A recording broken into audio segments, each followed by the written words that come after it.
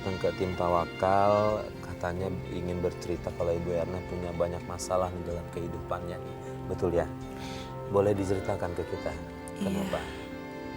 Begini Mas Farid, saya sudah menikah, saya sudah mempunyai anak 2, tapi selama pernikahan saya, suami saya kasar sama saya, terus suka main tangan juga, sama anak-anak juga iya. Saya berusaha untuk bertahan, tapi sampai di suatu hari suami saya bawa perempuan ke rumah, terus bilang ke anak-anak bahwa ini calon ibunya. Di situ saya shock, kaget, dan saya yang minta cerai. Saya yang menceraikan. Yang mengajukan gugatan cerai. Iya. Kemudian bercerai? Belum. Belum. Masih proses. Sampai sekarang? Iya. Masih proses karena bagi saya udah nggak bisa dipertahankan karena terlalu kasar sama saya, sama anak-anak pun gimana ya, untuk nafkahnya juga kurang. Iya. Jadi dia lebih fokus ke mohon maaf, yang dia bawa ini wanitanya udah dinikahi? Belum. Atau baru mengenalkan saja? Baru mengenalkan. Nah sekarang gimana statusnya, sudah menikah mereka? Belum, masih pacaran aja? Iya, dan suami saya nggak mau bercerai dari saya, tapi saya yang mau bercerai karena saya nggak mau, saya udah selalu dikasarin. Pak Ustaz Syarif, ini suaminya datang, tiba-tiba dia langsung bawa calon istrinya dan mengenalkan kalau ini adalah calon istrinya yang baru. Itu kalau dalam agama boleh-boleh aja Pak Ustadz tanpa izin dari istri? Pertama kita garis bawahi bahwa poligami atau memiliki istri lebih dari satu itu merupakan bagian dari syariat Islam. Mana ada seorang istri yang rela hati dipoligami oleh suaminya. Tetapi ini kan bagian dari syariat. Kalau syariat mengizinkan, ya mengizinkan. Hanya memang sekurangnya ada dua pertimbangan di sini. Pertama, bahwa seorang suami memang harus memberitahu pada istrinya bahwa dia akan memiliki istri kedua. Mengapa? Karena ketika dia sudah memiliki 2 istri, secara otomatis maka nafkahnya terbagi menjadi 2. Pembagian harinya terbagi menjadi 2. Dan nanti saat dia meninggal dunia, maka pembagian waris itu juga harus dibagikan secara adil kepada 2 sisi istri tadi. Di samping tentu saja keluarga mereka juga harus saling mengetahui. Yang kedua, meskipun memang tidak wajib izin, tetapi secara hukum pria wanita yang berangkat berduaan apa sih hukumnya? Gitu? Tidak etis orang laki-laki membawa perempuan lain ke rumahnya, apalagi ditunjukkan bahwa ini calon istriku, itu kan menyakiti hati. Kalaulah misalnya dia bicara, aku besok akan menikah dengan si Anu, masih masuk akal lah. Tapi kalau ini kan di bawah depan mata, pasti istri yang pertama akan mengatakan aku sudah tidak berguna lagi di hadapan dia, atau aku sudah tidak cantik lagi, aku sudah jelek. Itu jelas penistaan lah bagi saya. Itu sebenarnya. Tapi secara hukum dia tidak wajib mendapatkan izin dari istrinya, tetap karena memang tidak wajib izin.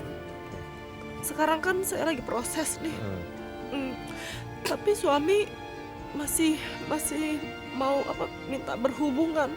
Kalau saya nggak mau gitu, dipaksa ke kamar sampai dia dapat, sampai dia untuk puas. Melayani dia gitu. Iya.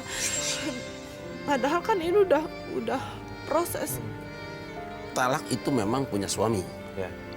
Istri juga punya hak sebetulnya. Ketika seorang suami tidak memutarakan istrinya dalam keadaan dia sudah sangat menyakiti, maka dia punya hak khulu, yaitu mengajukan gugat cerai.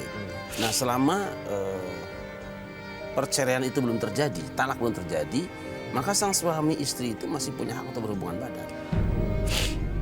Di Indonesia itu jatuhnya talak di pengadilan agama, gitu loh. Kenapa? Karena kalau tidak dilindungi oleh peraturan pemerintah, tidak diberi nasihat. Banyak sekali pasangan suami istri yang tergesa-gesa bercerai. Masalah kecil cerai, dikit-dikit cerai. Maka pengadilan diadakan untuk memastikan bahwa sebuah perceraian itu terjadi dalam rangka melindungi orang-orang yang memang suka tergesa-gesa. Sebetulnya yang paling banyak dilindungi itu wanita. Wanita itu misalnya kan disakiti suaminya, kemudian dengan disidangkan di pengadilan, lalu sang suami ada kesanggupan untuk memperbaiki diri. Nah itu kan menguntungkan. Baik, tapi kalau secara logika mungkin istri merasa ini nggak adil buat dia gitu. Iya. Tapi gimana caranya mungkin Pak Ustadz bisa kasih tahu ke Bu Erna biar dia bisa lebih lega lagi, lebih enak lagi ngejalaninnya. Karena kan semua harus berdasarkan apa yang ada di syariat gitu Pak. Iya, tapi kita harus melihat bahwa keretakan di rumah itu tidak selalu harus kita melihat satu titik, satu sisi, istri saja atau suami saja. Ingat rumah tangga itu melibatkan keluarga besar. Dan kesalahan di rumah itu bisa saja terjadi pemantiknya, baik oleh istri maupun suami. Yang harus dilakukan sekarang oleh Bu Erna adalah coba menganalisa sepanjang perjalanan rumah tangga itu mungkin ada pemantik yang kita melakukannya. Jika itu pemantiknya, maka kita harus menyelesaikan sendiri. Artinya apa?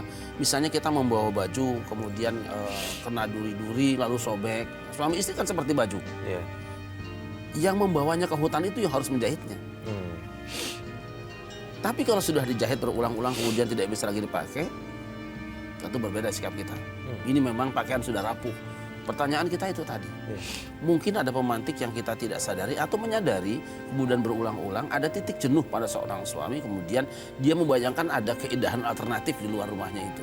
Yang sebetulnya gitu mungkin cuma bayangan hawa nafsu saja atau bisikan lah yang belum tentu bisa benar gitu. Awal kenal sama suami ini gimana ceritanya? Saya sih tidak terlalu kenal juga ya. Ya mungkin ini masa lalu saya yang boleh dibilang yang kelam lah, yang gimana. Dulu saya masih gadis itu suka ke diskotik. Saya dikenalin sama temen di diskotik. Hingga suatu saat kami nongkrong, sering nongkrong. Terus saya mabuk waktu itu. Disitulah suami saya mungkin ngambil kesempatan ya. Dan setelah 1 bulan saya hamil. Rif! Mau apa lo kesini? Gue hamil, Rif! Hamil? Hamil sama siapa? Ini anak lo, Rif! Alah, nggak mungkin. Lu pasti bohong kan? Gue nggak bohong, Rif. Ini beneran anak lo, Rif. Mana buktinya? Ini buktinya. Lo harus percaya. Sini. Alah, ini mah bisa-bisanya lu doang kan? Mendingan sekarang lu pergi dari sini. Sampai kapanpun, gue nggak bakal ngakuin tuh anak jadi anak gue. Ingat lo. Rif! Tolong, Rif. Lepasin. Kalau lo nggak mau ngakuin anak ini, Rif, Lepasin. lo bakal laporin ke polisi. Tolong, Rif. Lepasin. Kalau lo nggak ngakuin ini anak Lepasin. lo bakal lapor ke polisi. Polisi? Nggak usah bawa-bawa polisi. Gue bener kalau lo nggak mau ngakuin anak ini, gue bakal laporin lo ke polisi. Oke, lo tenang. Nggak usah bawa-bawa polisi. Gue janji gue bakal nikahin lo. Lo janji, Rif? Iya, gue janji. Tapi lo nggak usah bawa-bawa polisi ya. Makasih ya. Ini adakah kaitannya dengan apa yang Ibu Yana alami sekarang dengan kehidupannya dia yang kemarin-kemarin itu Pak Ustadz? Siapa menabur angin akan menuai badai. Siapa tanam kembang akan dapat bunga dan aroma. Suami atau istri seperti apa tergantung di mana kita belanjanya. Kita menemukannya di tempat ibadah, maka insya Allah perjalanan itu akan seperti itu. Tapi kalau kita menemukannya di tempat maksiat, jangan salahkan dong suami kalau sekarang juga mengajak ke tempat maksiat. Kalau kita bertemu dengan laki-laki di tempat di mana perempuan bebas banyak bisa gonta-ganti, jangan salahkan kalau sekarang dia cari-cari perempuan yang lain untuk menyakiti kita. Tetapi juga kita tidak harus terus-terusan tenggelam dalam kesedihan karena drama hidup harus diakhiri dong, dan kita ingin ada ending yang happy lah gitu. Tapi itu tadi catatannya, tanamanmu sekarang sudah dipetik, mohonlah kepada Allah untuk tidak kebanyakan buah pahitnya yang panen itu. Iya. Jangan kebanyakan durinya lah gitu. Tapi kalaupun ada, biarkan saja itu cara Allah menyelesaikan hutang dosamu kepada Sang Pencipta. Mungkin dengan cara itu kita sedang dibersihkan dosa-dosa.